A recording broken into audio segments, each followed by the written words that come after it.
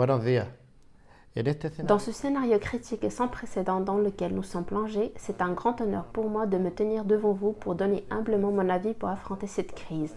Je pense que je peux le faire en 3 ou 4 minutes, donc je vais essayer.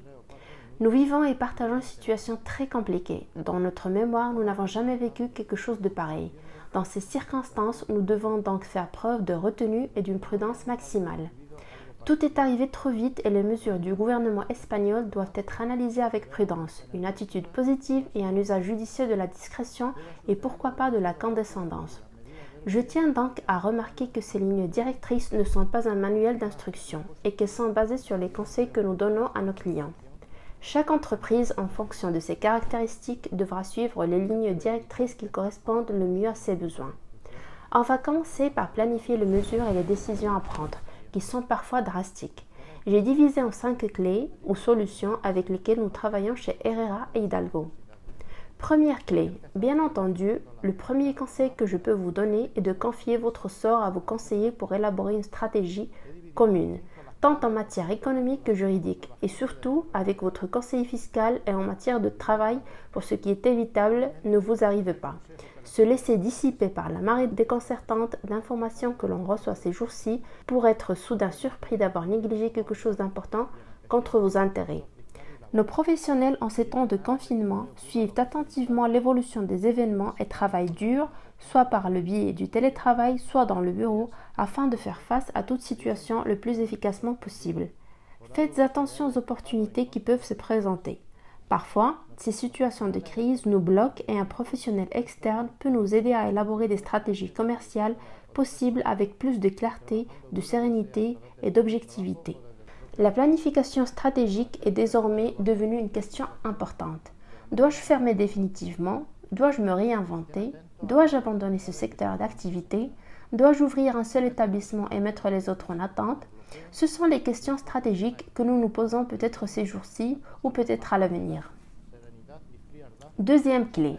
En matière fiscale et financière, je vous conseille sur la planification fiscale avec votre conseiller fiscal et sur la négociation de votre financement avec votre conseiller économique sous différents angles.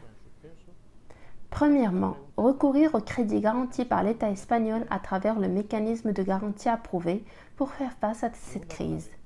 Deuxièmement, négocier les contrats et les paiements avec leurs fournisseurs et demander des ajournements aux administrations publiques. Troisième clé. En matière commerciale et compte tenu de ce panorama désolant, vos entreprises peuvent être en difficulté ou ces difficultés peuvent apparaître de façon imminente. Il peut donc être difficile de les rendre viables avec les dettes actuelles et ils peuvent donc avoir besoin de protection pour négocier avec leurs créanciers et obtenir un allègement de leurs dettes et une prolongation des délais de paiement.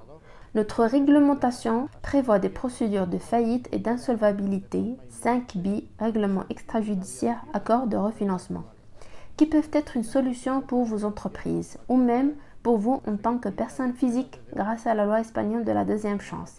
Il y a quelques jours exactement, le décret-loi royal espagnol 16/2020 du 28 avril a été approuvé contenant des mesures en matière de faillite et le texte consolidé de la loi espagnole sur la faillite vient d'être publié. Quatrième clé.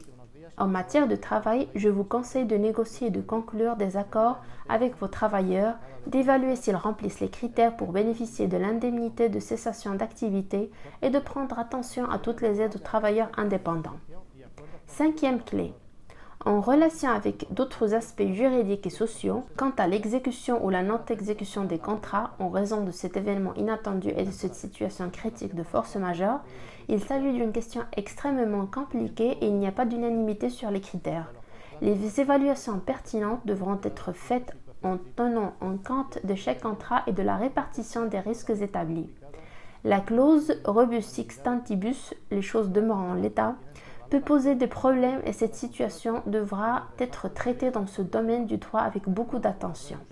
En ce qui concerne les mesures sociales, vous pouvez évaluer si elles remplissent les conditions d'éligibilité au moratoire hypothécaire, aux aides au loyer, aux approvisionnements, etc. Résumé. Soyez attentifs à toutes les données et informations provenant des autorités sanitaires nationales et internationales pour toujours éviter ce qui est évitable. Notre plus grande faiblesse est de croire que nous sommes invincibles, comme le soulignait il y a quelques jours le gros titre du journal français Le Monde. Consultez des professionnels de l'économie et du droit pour planifier les orientations à suivre en ces temps difficiles. Depuis 1985, nos professionnels offrent conseils fiscaux et juridiques hautement personnalisés. Sur notre site web www.herrerahidalgo.com, vous pouvez trouver des informations que nous avons mises en ligne sur cette crise, en espérant qu'elles vous seront utiles. Nous restons à votre disposition pour aborder et commenter toutes ces questions qui vous concernent et qui peuvent être pertinentes pour vos entreprises et vos familles. En ces moments si compliqués que nous traversons en tant que société, depuis Herrera et Hidalgo, je veux vous envoyer un message d'espoir et d'encouragement et transmettre tout notre soutien à tous les entrepreneurs, à tous les travailleurs indépendants et surtout à nos clients. Et je vous rappelle que toute l'équipe est toujours à votre disposition pour vous écouter et vous aider dans tout ce dont vous avez besoin. Il dépendra de nous tous de savoir comment construire une nouvelle société débordante de promesses qui, si Dieu le veut, seront tenues. Et enfin, je voudrais vous donner un conseil très personnel. Selon Ortega y Gasset, on ne peut qu'avancer quand on regarde loin, on ne peut que progresser quand on pense grand. Mon conseil est, lorsque vous réfléchissez à votre entreprise, aux mesures que vous pouvez prendre, lorsque vous négociez avec vos fournisseurs, faites-le avec une perspective accrue. Ne le faites pas avec une vision à court terme. Voyez grand. Merci beaucoup de votre attention et de votre confiance. Háganlo con altura de mira, no lo hagan con una visión cortoplacista. Jueguen a lo grande. Muchas gracias por su atención y por su confianza.